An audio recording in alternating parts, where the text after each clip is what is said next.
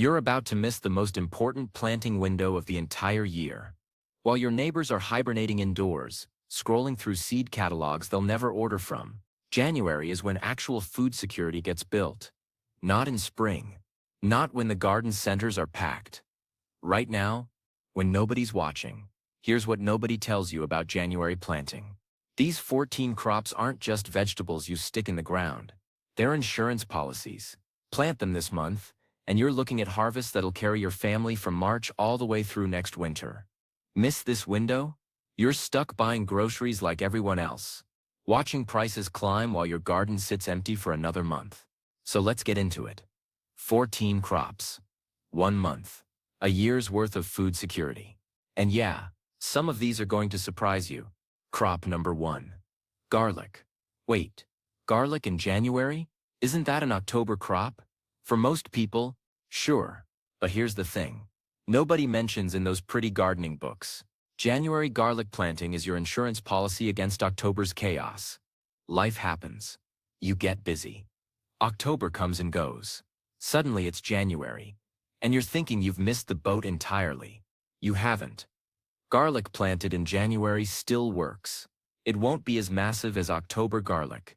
True, but each bulb you plant now becomes 6 to 8 bulbs by July. Do the math, plant 10 bulbs in January, harvest 70 by summer. That's enough to keep your family in garlic for the entire year, with plenty left over to replant next season. And garlic's not just about adding flavor to pasta sauce. We're talking about a crop that stores for 8 to 10 months in a cool, dark place. No canning, no freezing, no fancy equipment. Just hang it in your basement and grab a bulb whenever you need it. That's real food security. The variety matters here. Hardneck types like Music or German White work in cold climates. They need that winter chill. Softneck varieties like Enchilium Red handle warmer zones better and store even longer. Either way, you're planting now and eating all year. Onions. If garlic's your insurance policy, onions are your staple carbohydrate alternative that nobody talks about. Sure, potatoes get all the glory, but onions? Onions are the quiet overachiever sitting in the back of the class, feeding families for millennia. January's when you start onions from sets or transplants. Those tiny bulbs you find at the garden center, about the size of a marble, each one becomes a full-sized onion by June or July. The secret is day length. Onions are photoperiod sensitive, which is a fancy way of saying they care deeply about how many hours of daylight they get. Short day onions for the South. Planted in January, harvested in late spring. Long day onions for northern climates. Day-neutral varieties like Candy work everywhere, which is why they're basically the Honda Civic of the onion world. Reliable, boring, gets the job done. Here's the beautiful part. 100 onion sets planted in January gives you 100 full-sized onions by summer. That's not a garden. That's a grocery store in your backyard. And onions store just like garlic. Cure them properly, which just means leaving them in a dry place for 2 weeks. And they'll last 6 to 8 months. Some varieties push 10 months if you're storing them right. Plant them 4 inches apart in rows. Don't overthink it. They're onions, not orchids. Crop number 3. Broad beans. Americans call them fava beans. Europeans call them broad beans. I call them the protein source you're sleeping on. These things are cold weather champions. They laugh at frost. January planting means April harvests, sometimes even March if you're in a mild zone. Each plant produces about a pound of beans. Sounds small until you realize you can pack 60 plants into a 4x8 raised bed. That's 60 pounds of protein-rich food that stores dried for literally years. Dried beans are apocalypse food. They're what kept humans alive before refrigeration existed. But here's the real trick with broad beans. They're nitrogen fixers. Those little nodules on their roots are pulling nitrogen from the air and stuffing it into your soil. Plant broad beans in January. Harvest them in April, and whatever goes in that bed next is growing in soil that's richer than when you started. It's like getting paid to make a deposit. Plus, and this matters more than people realize, broad beans are one of the few crops that actually tastes better when you grow it yourself. Store-bought fava beans are mealy and bland. Homegrown broad beans, picked young, they taste like butter and spring had a baby. Your family will actually want to eat these. Peas. Speaking of things that taste better homegrown, peas planted in January are ready by March or early April, depending on your zone. And we're not talking about a handful of pods you nibble on while watering the garden. We're talking about real volume. Sugar snap peas are your snacking variety. Kids will eat them raw, straight off the vine, which means you're secretly feeding your family vegetables while they think they're getting treats. Shelling peas are your storage crop. Each plant gives you about a quarter pound of peas, but you're not planting one plant. You're planting 50, 100, however many you can fit. Here's where peas get interesting for food security. Fresh peas are amazing for 8 weeks. Frozen peas last all year. Blanch them for 2 minutes. Shock them in ice water. Freeze them in bags. That's it. You've just created store-quality frozen peas that cost you basically nothing except seeds and time. And like broad beans, peas fix nitrogen. You're improving your soil while growing food. That's efficiency that make an engineer weep with joy. The variety matters here, same as everything else. Shell peas like Lincoln or Wendo. Snow peas, like Oregon Sugar Pod. Sugar snaps like Sugar Ann. All of them go in the ground in January, if you want early harvests. Crop number 5. Spinach. Those plastic boxes of baby spinach going for $5? That's a week's worth of salads. A single packet of spinach seeds costs $3 and produces enough greens to feed your family for 2 months straight. January's actually the perfect time for spinach in most climates. It germinates in cold soil, grows fast, and doesn't care about frost at all.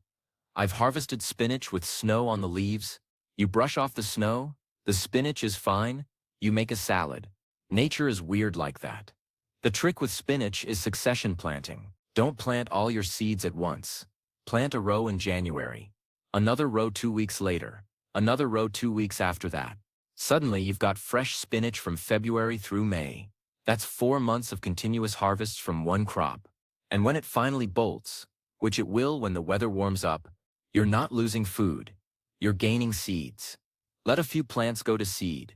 Collect them, and you've got free spinach seeds for the next 3 years. The plant's basically begging you to keep growing it. Bloomsdale Long Standing is your cold hardy variety. Space is your modern disease-resistant option. Either way, you're eating fresh greens while your neighbors are buying iceberg lettuce that tastes like crunchy water. Crop number 6. Kale. If spinach is easy mode, kale is easy mode with cheat codes enabled. This plant refuses to die. Frost makes it sweeter. Snow just annoys it slightly. I've seen kale survive temperatures that killed everything else in the garden, then bounce back like nothing happened.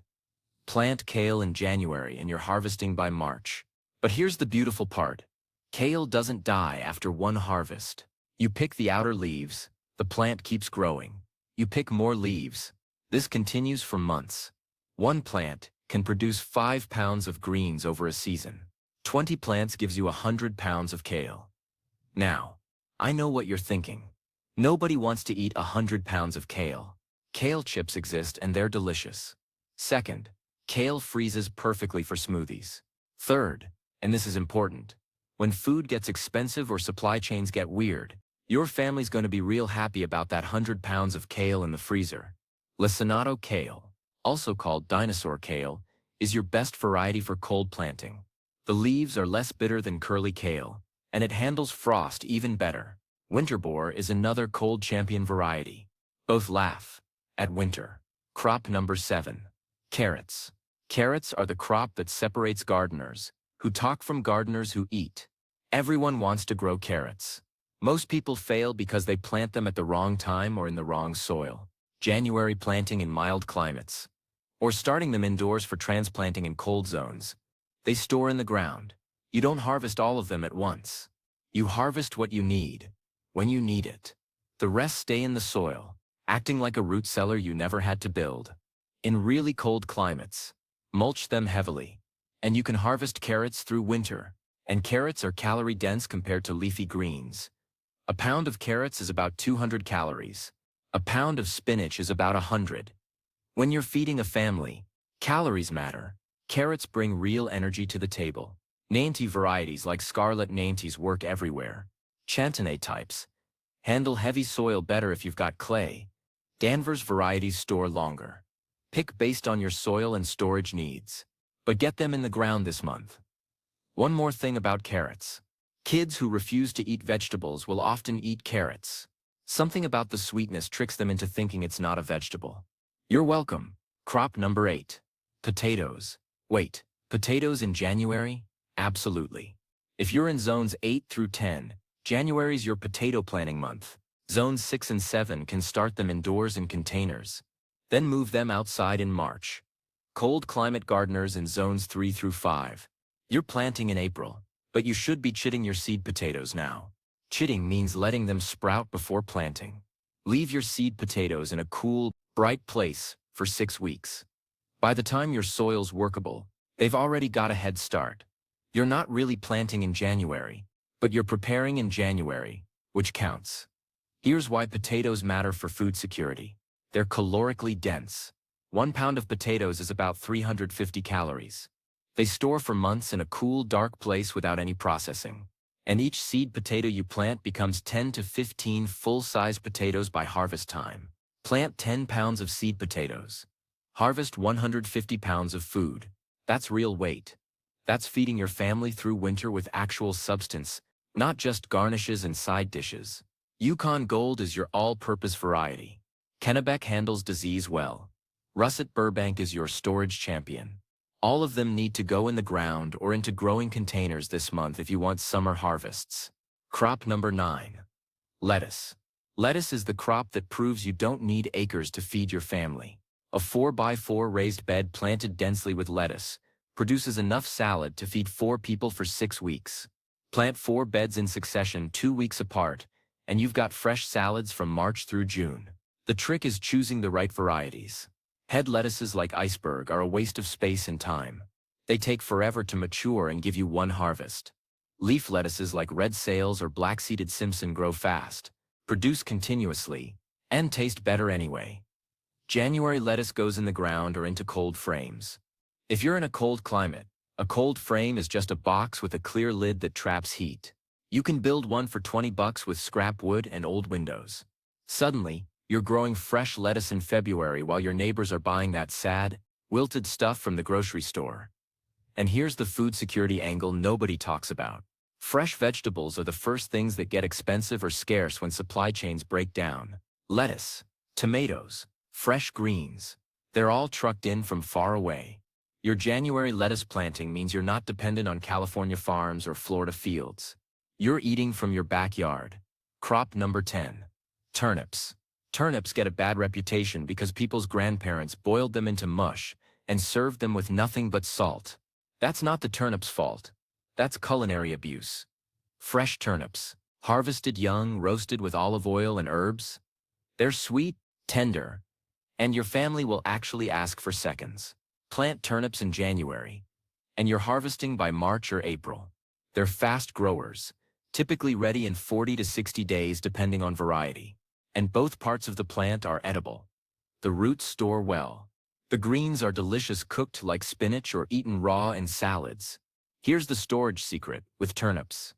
They last for months in a root cellar, or in your refrigerator if you don't have a root cellar, which most of us don't.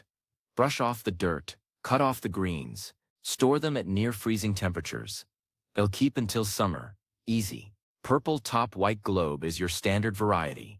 Tokyo Cross is fast maturing, ready in 35 days.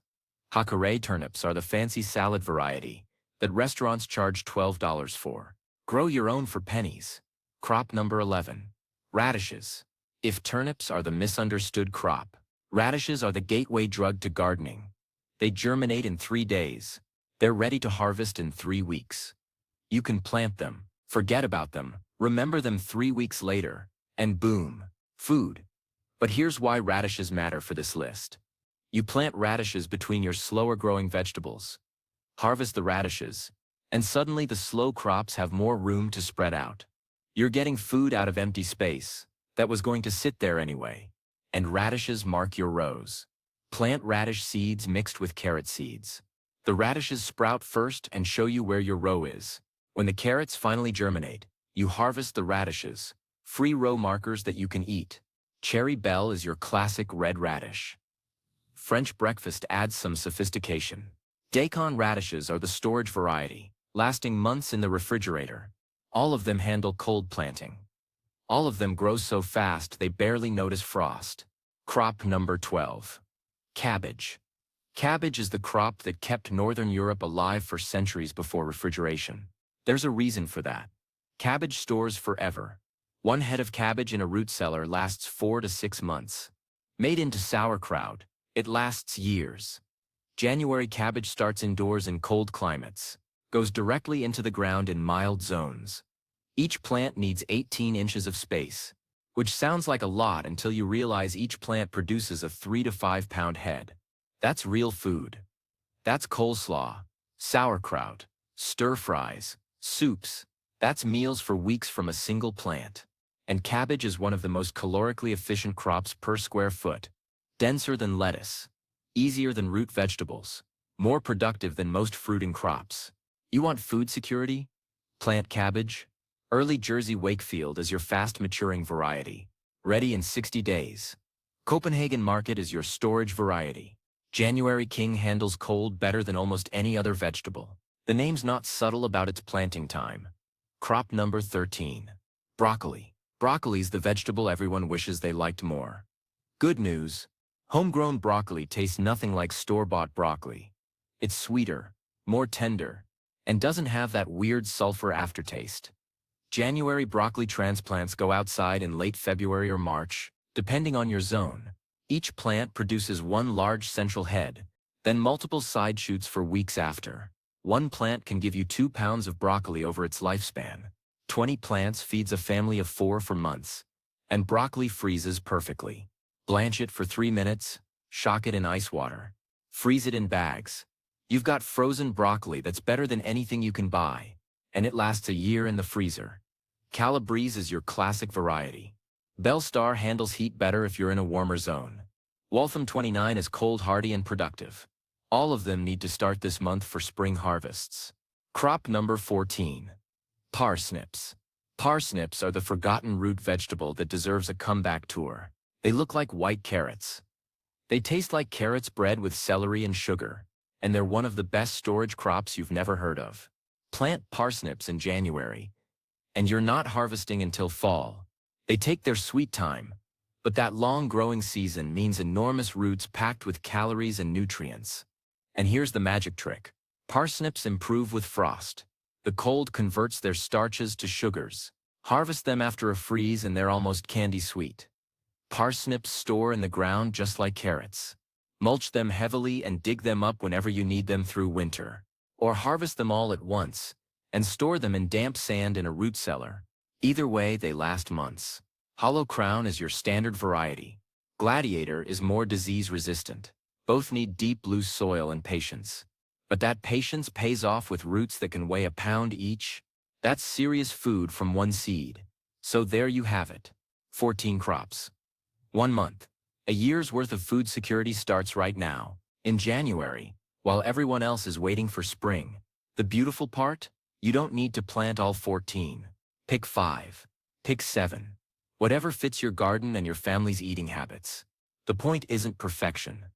The point is that right now, this month, you have the opportunity to opt out of grocery store dependency for at least part of your food supply. And next January, when you're eating homegrown potatoes and frozen peas while your neighbors are complaining about food prices, you'll remember that it started here, in the cold, in January, when nobody was watching. Thanks for watching, and get planting.